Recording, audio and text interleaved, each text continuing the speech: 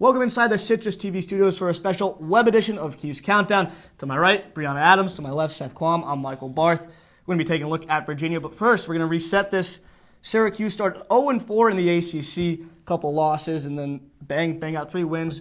Boston College and Wake Forest, and then a big win over Duke. And speaking of that win over Duke, let's take a look at what went down at Cameron Indoor Stadium. Syracuse gets the 64-62 win and a thriller, another classic to add to this rivalry. Tyler Roberson, 14 rebounds, 14 points, 20 rebounds, 12 offensive rebounds. Unbelievable night for Tyler Roberson. On the other side, Marshall Plumlee had a great game, 19 points, 17.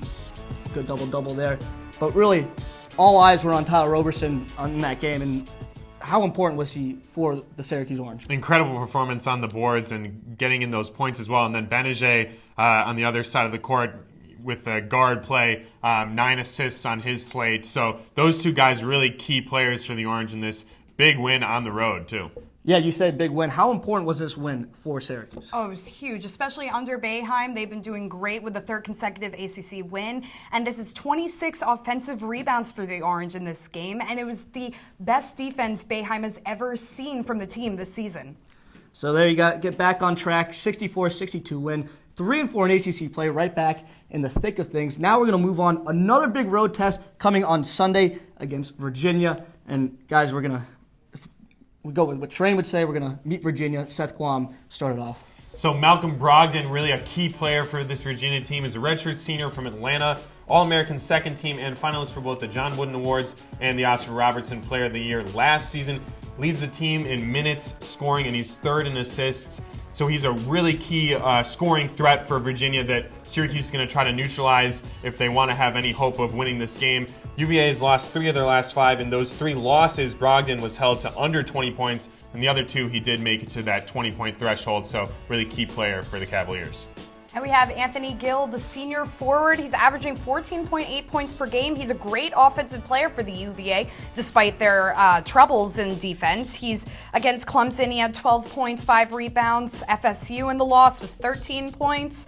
He's been really great for the UVA, and that's really what their points are coming from. So like we said, another big road test for the Orange coming up this weekend. Guys, give me your X factors for this game. I'm going to start off with Michael Benajay. We mentioned him earlier, really strong game against Duke.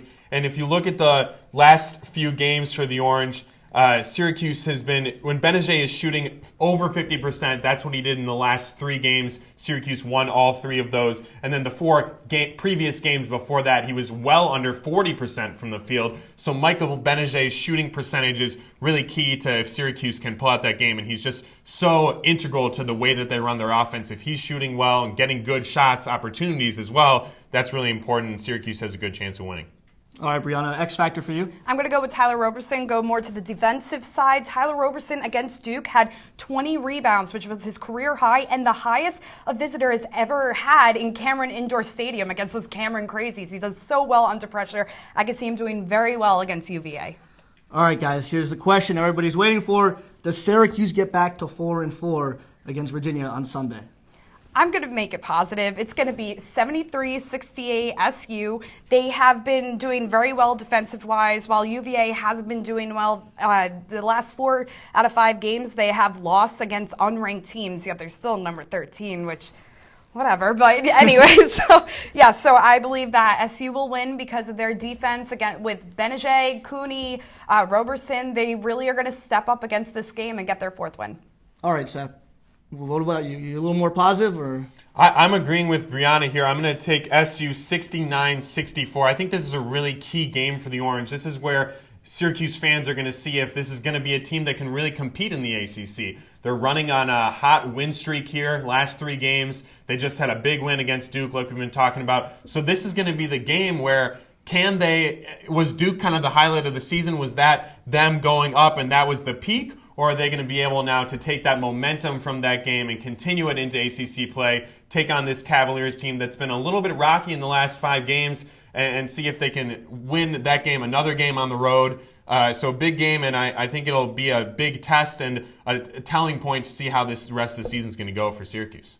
All right, well, there you have it. Syracuse adds another big win to its NCAA tournament resume, according to these guys. But for now, we'll let the game speak for itself. I'm Michael Barth. This is Seth Quam, Brianna Adams. Have a good day.